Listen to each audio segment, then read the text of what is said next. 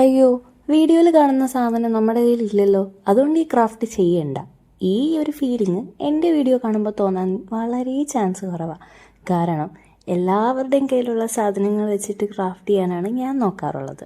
അപ്പോൾ ഇന്നത്തെ നമ്മുടെ ക്രാഫ്റ്റ് മാച്ച് ബോക്സ് കൊണ്ടാണ്. സംഭവം ചെറിയൊരു ഗിഫ്റ്റ് ഐഡിയ ആണ്. അപ്പോൾ നിങ്ങൾ ഓർക്കും, വാലന്റൈൻസ് ഡേ ഒക്കെ കഴിഞ്ഞില്ലേ, ഇനിയിപ്പോൾ എന്തിനാ ഈ ഐഡിയയൊക്കെ? വാലന്റൈൻസ് ഡേക്ക് മാത്രമേ ഗിഫ്റ്റ് കൊടുക്കാവൂ എന്നൊന്നും ഇല്ലല്ലോ, അല്ലേ?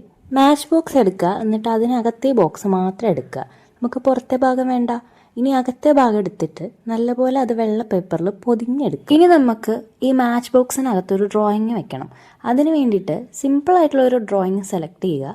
എന്നിട്ട് നമുക്ക് ഇതിനകത്ത് വെക്കാൻ പറ്റുന്ന സൈസിലുള്ള ഒരു പേപ്പറിൽ വരച്ചിട്ട് ഇതിനകത്ത് ഒട്ടിച്ചു കൊടുക്കുക. ഇനി നമുക്ക് നമ്മുടെ മാച്ച് ബോക്സ് ഒന്ന് ഭംഗിയാക്കി എടുക്കാം. അതിനൊരു ലൈറ്റ് പിങ്ക് ഷെയ്ഡ് കളർ അടിച്ചു കൊടുത്തിട്ട് കുട്ടി കുട്ടി ഹാർട്ട്സ് വരച്ചു കൊടുക്കുന്നുണ്ട്. ഇത്രയും സെറ്റായി കഴിയുമ്പോഴേക്കും നമുക്ക് കളർ പേപ്പർ ഉണ്ടെങ്കിൽ അതെടുക്കാം. പിങ്കോ റെഡോ കളർ പേപ്പർ എടുത്തിട്ട് അതിൽ കുട്ടി കുട്ടി ഹാർട്ട്സ് വെട്ടിയെടുക്കണം.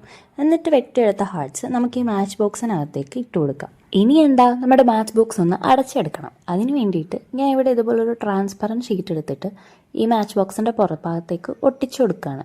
ഒട്ടിച്ചു കൊടുത്ത ഭാഗം അത്ര പെർഫെക്റ്റ് ആയിട്ട് എനിക്ക് തോന്നിയില്ല. അതുകൊണ്ട് കുറച്ചുകൂടി ഭംഗി കൂട്ടാനായിട്ട് ഞാൻ ഇവിടെ ഒരു റിബണും പിന്നെ ഇതേപോലെ കുറച്ച് മുത്തുകളും അറ്റാച്ച് ചെയ്ത് കൊടുക്കുന്നുണ്ട്. അപ്പോൾ സംഭവം എങ്ങനെയുണ്ട്? ഇഷ്ടപ്പെട്ടോ?